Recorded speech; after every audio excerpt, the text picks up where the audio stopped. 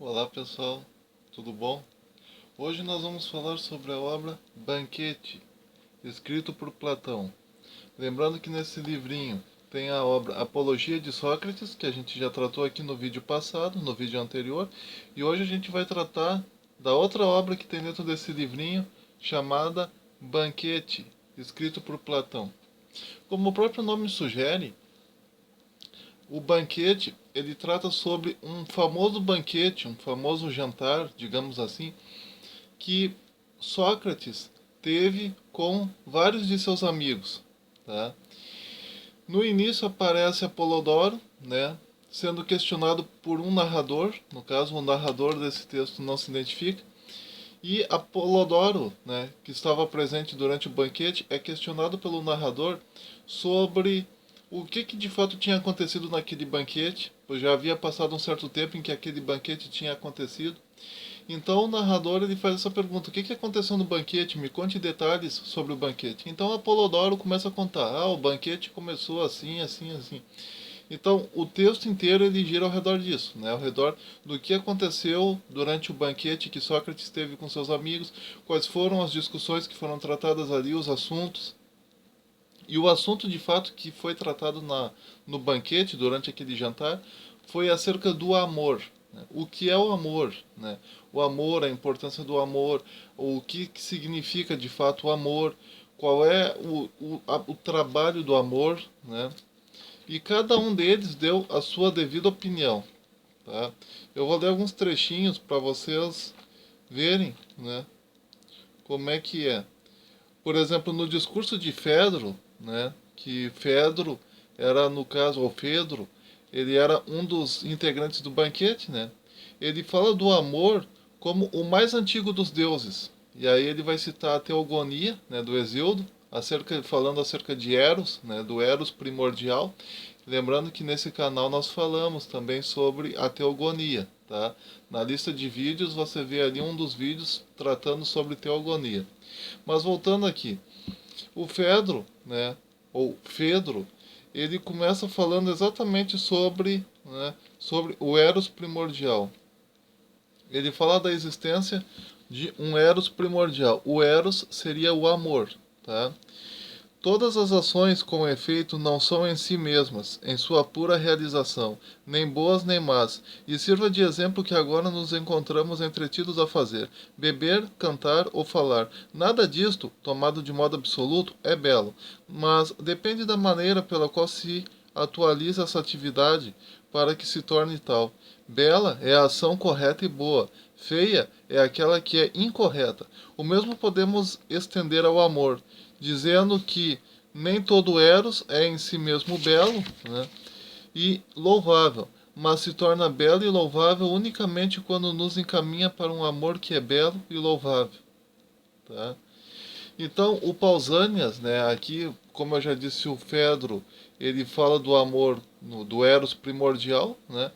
Já o Pausanias, né, que foi um outro integrante do banquete, ele já vai trabalhar em cima dessa questão do Eros, né, do Eros como sendo algo belo. Então ele vai falar para nós, né, de dois Eros, né? O Eros primordial, que é o mais antigo, que é o Eros celeste, o Pausanias vai chamar de Eros celeste, e um segundo Eros, que é filho de Afrodite, né, que seria o equivalente ao Cupido, o romano. O Eros, filho de Afrodite, ele já é um ser mais assim popular, mais comum, né, mais carnal, digamos assim. Então, o Pausanias, ele vai trabalhar ao redor disso, né? Ele vai dizer para nós sobre a questão dos dois tipos de Eros, né? O Eros moral, né, que é o Eros celeste, né, voltado para as coisas belas, e um Eros mais comum, né, que é o segundo Eros, tá? Então Pausanias ele diz em determinado momento: caro Erixímaco, compete a ti livrar-me desses soluços, né? Chega uma hora em que o próximo a falar, que é o Ágaton, né, ele começa a soluçar. Então ele pede para o Erixímaco, né, caro Erixímaco, compete a ti livrar-me destes soluços, ou falar em meu lugar até que esses soluços me abandonem. Respondeu Erixímaco: farei tanto uma coisa como a outra, falarei em teu lugar, e depois de te livrares dos soluços, Falarás quando chegar a minha vez, e enquanto eu estiver falando, será conveniente que te esforces por conter durante algum tempo a respiração, pois assim os soluços cessarão. Se não cessarem, farás alguns gargarejos com água, e se por serem muito fortes ainda persistirem, serve-te de qualquer coisa com que possas, sem o ferir, coçar o nariz e provocar espirros. Se fizeres isso uma ou duas vezes, os soluços cessarão de vez, por mais intensos que sejam. Ao que respondeu Aristófanes: pois bem, começa o teu discurso que eu vou tratar de aplicar a tua receita. Então essa parte do texto, né, é interessante porque ela fala, né, sobre uma espécie de receita, né, que o médico criou na hora lá, né, o Erixímaco, né, criou na hora lá para curar, né, os soluços do seu interlocutor, né. Então, só para relembrar, né, o Pausanias, portanto, ele fala de dois Eros e duas Afrodites, uma antiga e uma nova. O Eros, né, o amor, no caso, relacionado à antiga Afrodite, é a daqueles que amam a alma do ser amado. Já a nova é a daqueles que amam apenas o corpo do ser amado. Então, o amor carnal, né, ele tem a ver com o Eros e com a Afrodite nova, né? Já o amor mais romântico, mais espiritual, em que o indivíduo, em que o amante, ele ama não apenas o corpo, mas ele ama mais o espírito do ser amado, tem a ver com a Afrodite e o Eros mais antigo, a Afrodite e o Eros primordial, né? Erixímaco, por outro lado, ele fala dos Eros como estando em todos os elementos. O Eros celeste está nas artes, na harmonia, nas estações do ano que são temperadas. Já o Eros carnal está nas coisas carnais, brutais, estações do ano que não são temperadas, né? Interessante isso porque o Erixímaco, né, ele vai falar que o amor ele permeia todas as coisas, que tudo tem a ver com amor e que o amor carnal ele está relacionado com as estações do ano mais agressivas, tanto quentes quanto frias. Já o amor celeste, né, o primeiro amor, o Eros primordial, ele está mais relacionado aos climas, às estações do ano mais agradáveis, mais amenas, e que é na verdade o amor, digamos assim, que ele permeia todas as coisas. O amor, por exemplo, de um poeta pela arte de fazer suas poesias, o amor, por exemplo, de um músico de compor suas músicas, o amor, por exemplo, de um escultor de compor suas esculturas, criar as suas esculturas, o amor de um artista, né, pela sua arte, seja ela qual for, o amor de um filósofo pela filosofia, por exemplo. E se diz que quando os deuses, por exemplo, os deuses primordiais, eles brigavam muito entre si. E Zeus, né, ele aprendeu do deus Amor exatamente como controlar a ira dos outros deuses e como dominá-los de tal maneira que houvesse harmonia no Olimpo. Então, se existe uma harmonia entre os deuses do Olimpo, segundo esse texto, é porque o Amor, né, ensinou a Zeus como estabelecer a harmonia. Então o amor, segundo o Erixímaco, ele é o mais poderoso de todos os deuses, porque ele é que mantém todos os deuses unidos e todos os homens unidos, de forma que não haja guerras entre eles e todos possam viver em paz e harmonia. E também quando uma pessoa tem muito amor por uma obra de arte, né? Tanto o amor de um homem por uma mulher, segundo esse texto, como também o amor de um homem por uma obra de arte, né, segundo esse mesmo texto, tem a ver, portanto, com o eros, né, o amor primordial, né. Já o Sócrates, ele aparece depois, né? O Sócrates, ele se opõe ao discurso de Agaton. Agaton, ele faz um seguinte discurso, né, sobre como surgiu o amor entre os casais, por exemplo. Agaton, no caso, ele faz aquele famoso discurso que no início haviam homens, mulheres e andrógenos. Andrógenos, no caso, tinham os dois sexos. Os andrógenos, eles tinham um rosto masculino, né, e um rosto feminino atrás. Eles tinham 4 ouvidos, eles tinham quatro braços e 4 mãos. A barriga deles era arredondada, de tal maneira que eles eram arredondados, né? Eles tinham os dois sexos ao mesmo tempo. E o que aconteceu, segundo Agaton, foi que esses seres, né, os primeiros seres humanos, eles se rebelaram contra os deuses. Zeus, então, cortou no meio os primeiros seres humanos, no caso, esses seres andrógenos, e também aqueles outros seres humanos que eram só homens ou só mulheres, também foram cortados no meio. Então o que aconteceu? Mais tarde Zeus mandou que os deuses, né, o Eros, enfim, os deuses, né, dessem, né, criassem órgãos genitais, né, tanto nos homens quanto nas mulheres, a fim de que eles pudessem voltar a se unir, né? Então a explicação do Ágaton é que aqueles homens que eram só homens, né, quando foram cortados no meio, esses homens eles procuram outros homens para complementá-los. Aquelas mulheres que eram só mulheres, quando foram cortadas no meio por Zeus, agora elas vão procurar somente mulheres, né? Mulheres procurando mulheres para se complementar, né? Como se estivesse procurando a sua segunda parte, né? A parte que foi dividida. E no caso daqueles seres andrógenos, que eram tanto homens quanto mulheres ao mesmo tempo, quando eles foram cortados no meio, agora eles vão buscar os opostos, né? Os opostos vão se unir, né? Então vão ser homens procurando mulheres, no caso de mulheres procurando homens. Então a explicação do Ágaton é que o amor ele nasce exatamente na tentativa da pessoa, né, encontrar aquela parte de si, apropriar-se novamente daquela parte de si que foi tirada, né, que foi cortada, que foi tirada pelos deuses lá no início dos tempos. Já o Sócrates, né, que aparece no final falando nesse banquete, o Sócrates ele vai se opor ao discurso de Ágaton.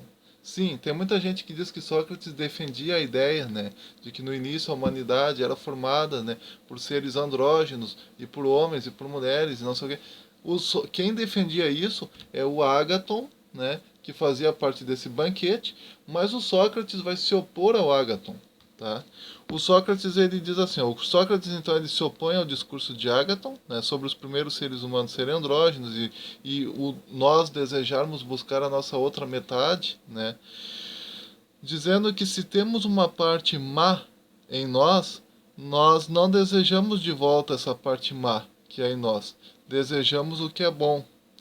Em outras palavras, nós, né, não podemos, se nós tivéssemos dentro de nós, se nós tivéssemos uma parte má, digamos assim, e nós fôssemos cortados ao meio, nós não íamos desejar essa parte má. Então, não está certo dizer que o amor ele nasce nessa tentativa do indivíduo buscar a sua outra metade. Segundo Sócrates, não é aí que tem o amor. O amor não nasce daí. O amor, segundo Sócrates, nada mais é que o gênio, né, filho de Poros, que seria esperteza, e Pênia, que seria pobreza, né? E é por isso que o Eros ele é um gênio, né? Ele é considerado um demônio, né? A palavra daimon na língua grega significa gênio, tá? Ele é um gênio, ele não é um deus. Gênio seria uma espécie de deus menor, tá? Ele não é um deus olímpico, ele é um gênio, tá? Ele é feio, né? Porém ele é bom, segundo Sócrates, né? Porque na época de Sócrates existia aquela ideia de que só aquilo que é belo é bom. Sócrates vai dizer que o amor, o Eros, ele é feio, mas ele é bom, tá? Pobre, porém esperto, carregando em si o conceito, né, futuramente defendido por Aristóteles, do meio termo. Né? Seu trabalho é a procriação no belo, segundo Sócrates, ou seja, nós desejamos procriar naquilo que é belo. Então, não é que a gente esteja buscando a nossa outra parte, a nossa outra metade. Não. O que nós estamos buscando é aquilo que é belo para procriarmos exatamente naquilo que é belo e dessa maneira imortalizarmos aquilo que é belo. Segundo Sócrates, o amor nasce dentro de nós do nosso desejo instintivo natural de imortalizarmos, né, aquilo que é belo. Por isso que quando a gente vê, segundo Sócrates, isso Sócrates falando, quando a gente vê algo feio, a gente não sente vontade de ir até lá, a gente não sente nenhum impulso sexual nessa direção. Agora, quando vemos algo belo, nós sentimos um impulso sexual nessa direção. Segundo Sócrates, isso acontece porque nós desejamos imortalizar aquilo que é belo, desejamos procriar aquilo que é belo, desejamos reproduzir aquilo que é belo, desejamos imortalizar aquilo que é belo. Desejamos procriar naquilo que consideramos belo e nos afastamos do que vemos como feio. Depois, no final, né, tem, então, segundo Sócrates, e aí que entra uma questão bem interessante, O Sócrates ele vai falar para nós que os filhos eles nascem da tentativa, né, de imortalizarmos aquilo que é belo. E que, portanto, os nossos filhos nada mais são do que a tentativa da imortalidade daquilo que é belo. Né? E o mesmo acontece com as obras de arte, segundo Sócrates. Segundo Sócrates, quando tu, né, tenta imortalizar alguma obra que seja bela, você procura escrever uma obra que seja bela, você está tentando imortalizar aquilo que é belo. E esse resultado, essa obra, né, esse seu amor por aquilo que é belo, pela literatura, pela filosofia, pelos poemas, pela música, enfim, isso vai acabar gerando filhos. Esses filhos nada mais são do que as obras, né, que você escreveu, que você compôs e que imortalizarão o seu nome muito mais do que filhos humanos nascidos de sangue, né, nascidos da carne, nascidos de sangue. Então Sócrates ele vai dizer que as obras que o pintor cria, que o escultor esculpe, enfim, são filhos, né, que vão garantir a imortalidade dos seus criadores, dos seus pais, né, dos seus criadores, do pintor, do escultor, enfim, muito mais do que filhos humanos fariam, entendeu? E que essas obras de arte, elas nascem exatamente da necessidade humana em imortalizar aquilo que é belo, em criar algo belo e imortalizá-lo, tá? Então tu nota que o Sócrates ele já vai apelar para uma transcendência maior. Os amigos dele até então estavam discursando sobre a origem do amor, no sentido de que é um Deus, né, um Deus primordial, um Deus que permeia todas as coisas, um Deus que cria, né, a necessidade do indivíduo recuperar aquela parte que foi perdida na grande divisão inicial. Mas o Sócrates já vai para o outro lado. Ele praticamente nega, em alguns momentos, ele parece negar a ideia, né, de que houve de fato uma divisão, né, de que os deuses dividiram os seres humanos. De vez em quando o Sócrates parece não concordar muito com essa ideia, não. Inclusive, né, quando ele diz isso, que você não busca a sua outra metade, né? Até porque se a sua outra metade fosse má, é impossível que você desejasse tê-la por perto. Então, segundo Sócrates, você não busca a sua outra metade. O que você busca é aquilo que é belo e a imortalidade daquilo que é belo. E o Deus, né, o Deus amor, né, ele é feio e é por isso que ele deseja, né, ter junto de si aquilo que é belo. Segundo Sócrates, você só deseja ter aquilo que você não possui.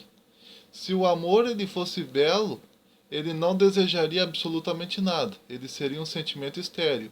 Você, se você estivesse amando, você não ia desejar ter ninguém perto de si, tá? Você só deseja aquilo que você não possui. Então, se o amor ele tem dentro de sua natureza o desejo, o desejar algo belo, é porque ele mesmo não é algo belo. Se ele fosse algo belo, ele não desejaria algo belo. Entendeu? Então, o amor mesmo, o Deus amor, o gênio, ele vai dizer que o amor não é nem um Deus, é um gênio, é um Deus menor, um daimon. Né? Ele é feio e ele é pobre, porque ele é filho da pobreza, né, com a esperteza, né? Do deus da esperteza com a deusa da pobreza, enfim.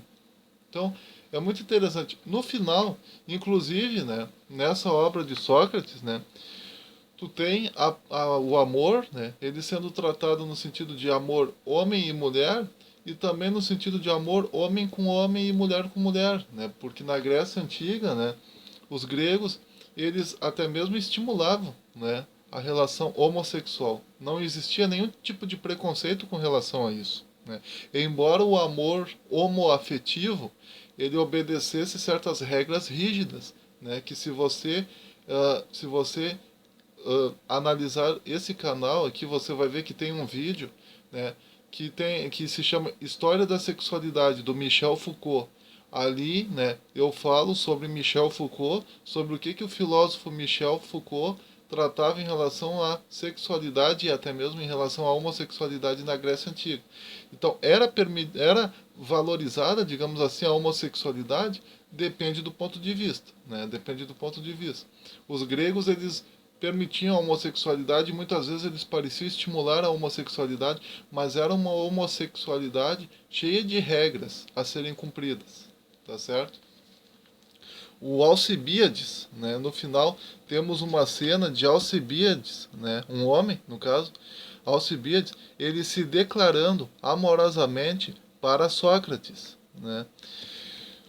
Só que o Sócrates ele não deu bola, né, pro Alcibíades, porque o Alcibíades, de alguma maneira, ao se atirar na direção de Sócrates, lembrando que Alcibíades estava bêbado, ao se atirar, ao se render a Sócrates, ao se atirar, ele estava desobedecendo uma das regras, né, da relação homossexual na Grécia Antiga, que era exatamente a do amante ser, né, procurar ser o mais perspicaz possível, mas ao mesmo tempo o mais difícil possível. Não era para ele chegar assim se atirando. Então Alcibíades, né, ele desobedeceu essa regra e por isso ele levou um fora de Sócrates, tá certo?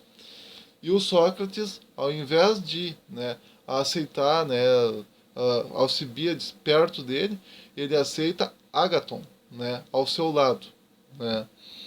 Então é interessante isso, tá? Não é uma cena assim que tu possa considerar como algo inapropriado, entendeu? Eles apenas falam de maneira breve sobre isso, em forma resumida, né? E tu vê aí como é que eles viam nessa questão da homossexualidade na Grécia Antiga. Era algo bem tranquilo, entendeu? Embora, como eu já disse, obedecessem certas regras, né? Sobre Sócrates, né, o Alcibíades ele vai dizer uma vez algo interessante, assim, ó. Uma vez, né, Sócrates se pôs a meditar e ficou em pé, no mesmo lugar, desde a madrugada. Como não encontrasse solução para o que pensava, não desistiu, mas continuou imóvel, absorvido na reflexão. Veio o meio-dia e os soldados o observavam, e diziam uns aos outros, pasmados, que Sócrates, desde a alvorada, se conservava naquela posição, pensando. Enfim, uns jônios, já era pelo entardecer e todos haviam jantado, arrastaram para fora suas esteiras para dormir ao relento, pois era verão, e também para observar se Sócrates passaria ali imóvel a noite inteira. Pois ele ali permaneceu naquela posição até a aurora e o nascer do sol. E então fez sua prece a Hélio e se foi. Hélio seria o deus Sol, né? É o deus Sol da cultura grega. Então tu tem essa imagem estranha de Sócrates parado, assim, pensando, né? Entregue a uma determinada meditação, a um determinado pensamento, parado, assim. Isso é muito interessante, porque o Sócrates, naquele outro livro, né, Apologia, né, Apologia de Sócrates, vocês que viram o vídeo, né, falando sobre a apologia de Sócrates nesse canal, o Sócrates ele diz que ele ouvia vozes falando com ele de vez em quando. E agora mais essa revelaçãozinha aqui, né, do banquete, de que Sócrates por vezes ficava parado, olhando numa determinada direção. Então Sócrates era uma pessoa bem misteriosa, bem mística, bem misteriosa, enfim, era uma pessoa bem interessante assim de se ter por perto. Então tá aí, pessoal. Mais uma obra para nós, a obra Banquete, né? Escrita por Platão. Lembrando que Platão foi discípulo de Sócrates, né? Sócrates, na verdade, ele não escreveu absolutamente nada de seu próprio punho, né? Tudo aquilo que nós temos acerca de Sócrates é dele como personagem das obras de Platão, né? Então, quer dizer, tu tem aqui uma obra, né, datada desde o século IV por aí, desde o século V, IV antes de Cristo. Então é uma obra fantástica, né? Uma obra que foi imortalizada pelos tempos. Passam anos, né? Anos surgem, anos voltam, anos vão, enfim, surgem nações, nações terminam, surgem impérios, impérios terminam, e mesmo assim essa obra continua sempre em evidência na história da humanidade. Então é uma obra que vale muito a pena ser lida, ser estudada, ser analisada, né? E ter alguns trechos até mesmo memorizados, né? Então, pessoal, compartilhe esse vídeo, dê o seu joinha, se inscreva, né? Comente. Um forte abraço, até mais.